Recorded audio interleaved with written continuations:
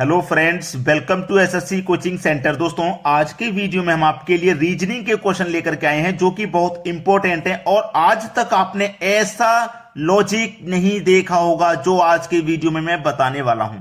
ठीक है, तो बहुत इंपॉर्टेंट है रीजनिंग के ये क्वेश्चन, क्योंकि जितने भी क्वेश्चन मैंने लिए हैं सभी का लॉजिक एकदम लॉजिकल रीजनिंग समझ लीजिए। लॉजिकल रीजनिंग करा रहा हूं आज के वीडियो में। अब यहां पे जो प्रश्न है, बहुत सारे बच्चों, मैं आपसे कह रहा हूं कि आप इसे खुद से करके देख लीजिए। एक बार वीडियो को यहीं पे रोक दो और खुद से करके देखो, तब आपको पता लग जाएगा कि कितना लॉजिकल है। मुझे यह पता है कि मेरा मिसिंग नंबर ये रहा बीच में, तो मुझे बीच वाली संख्या फाइंड करनी है। अगर मैं ये सोचूं कि मुझे ये बीच में कैसे आया, ये बीच में कैसे आया, तो शायद आसानी से फाइंड हो सकता है, क्योंकि ये बीच वाली संख्या बाकी की दोनों संख्याओं से बड़ी है।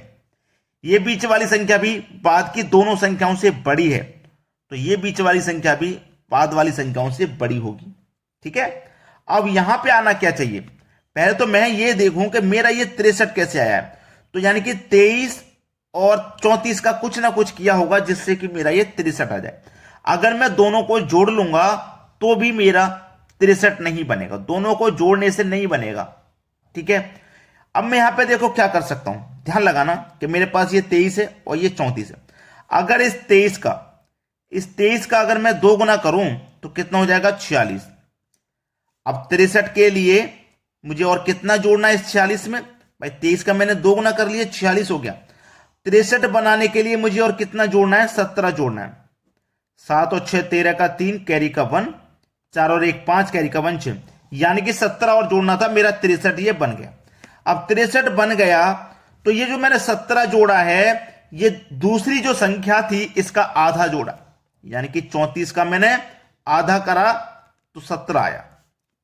मतलब यह है कि पहली संख्या का 2 गुना जोड़ेंगे और दूसरी संख्या का आधा जोड़ेंगे तब बीच वाली संख्या मिलेगी। बात समझ में आ गई? पहली संख्या का 2 गुना, दूसरी संख्या का आधा, तो मैं पहली का 2 गुना कर लूं, 31 का 2 गुना हो जाएगा 62 हो गया 2 गुना, और इसका आधा 28 का आधा हो जाएगा 14। अब इसको जोड़ लो, 2 और 4 6, 6 और 1 7, 76 होगा, यानी कि यहां 76 आना चाहिए।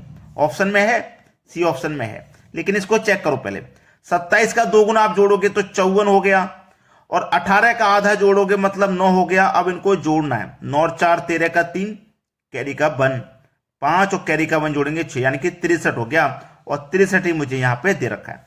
अब बहुत सारे बच्चों का दिमाग पता है कैसे चलता है, यहां 63 है, यहां 63 है, तो यहां भी 63 आ जाएगा, और 63 ऑप्शन में भी है।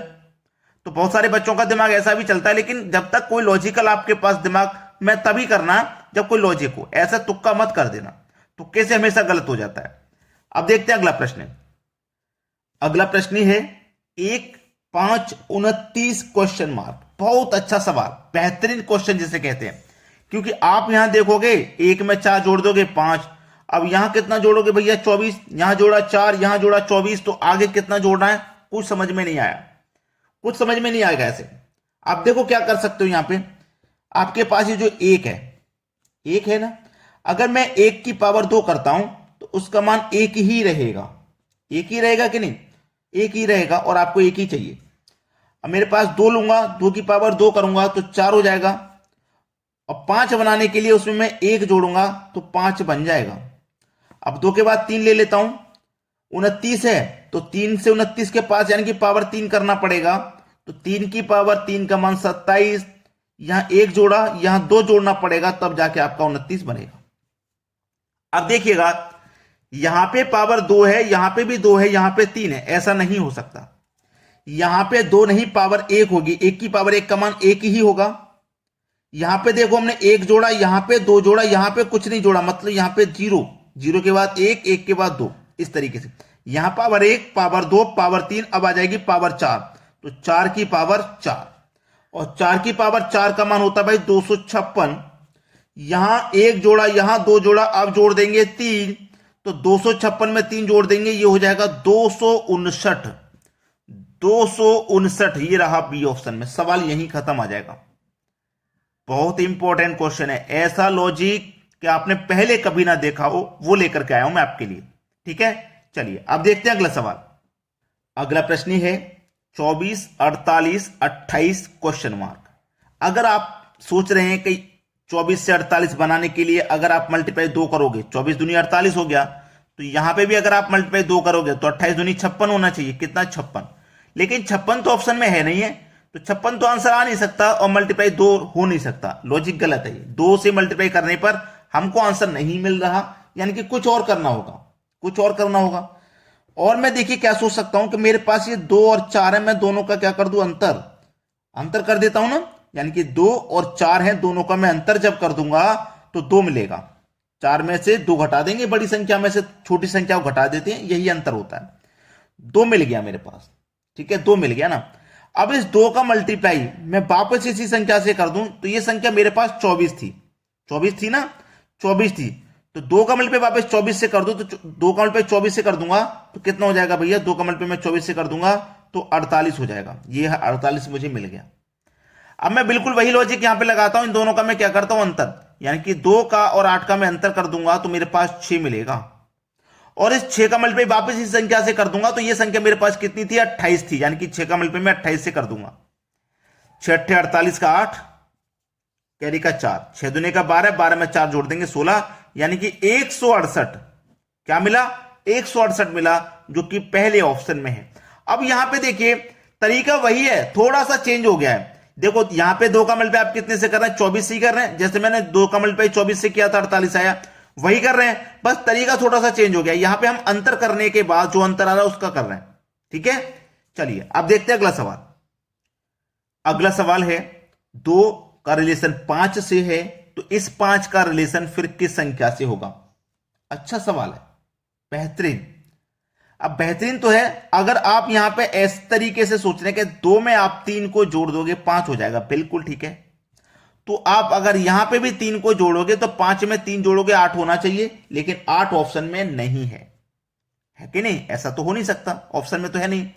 लेकिन अगर आपने थोड़ा सा दिमाग लगाया और आपने यह पहचान लिया कि मेरा 2 एक प्राइम नंबर है और 2 के बाद मैंने जिस अगली संख्या को जोड़ा था वो भी एक प्राइम नंबर है, 2 भी मेरा प्राइम नंबर है, 2 के बाद में जिस अगली संख्या को मैंने जोड़ा है वो भी एक प्राइम नंबर है, तब यह संख्या मुझे मिली है, ठीक है कि नहीं? बात समझ में आई?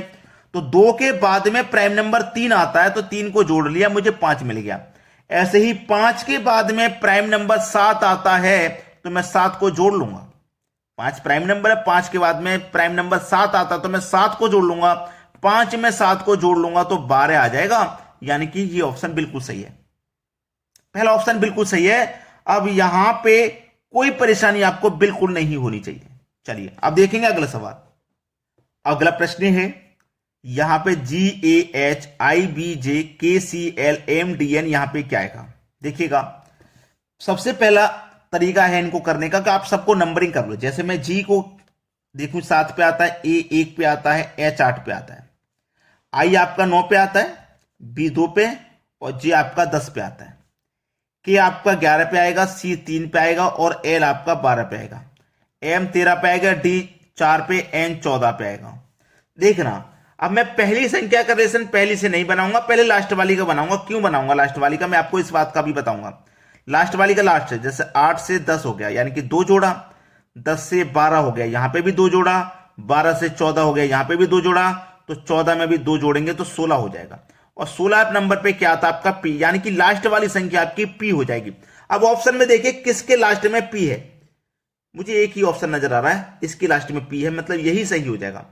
इसीलिए मैंने लास्ट वाली संख्या का लास्ट से बनाया, क्योंकि अगर मैं पहली संख्या का पहली से बनाता, जैसे 7 से हो गया 9, 2 जोड़ा, 9 से 11 हो गया 2 जोड़ा, 11 से 13 हो गया 2 जोड़ा, 13 में 2 जोड़ेंगे 15 हो जाएगा, 15 पे ओ आ गया। अब ओ आपके 1 2 3 4 ऑप्शन में है, तो मैं एक एक करके सबको चेक करूंगा, तो टाइम खर्च किसका होगा? अगर एग्जाम में यही क्वेश्चन आपको आ जाए, फिर आप ये वाला देखोगे सभी में ओ दे रखा है, फिर दूसरे नंबर पे सभी में ई दे रखा है, इतना टाइम अगर आप लगाओगे तो आपका टाइम बचेगा कितना दूसरे सवाल के लिए।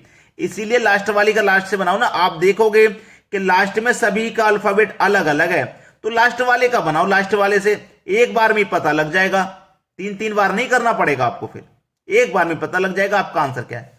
बात समझ में आ गई ना? तो दोस्तों आज की वीडियो में इतना ही, लेकिन वीडियो को बिना लाइक और बिना शेयर करे मत जाना, बस इतना काम आप हमारे लिए कर देना, लाइक शेयर। ठीक है दोस्तों, धन्यवाद।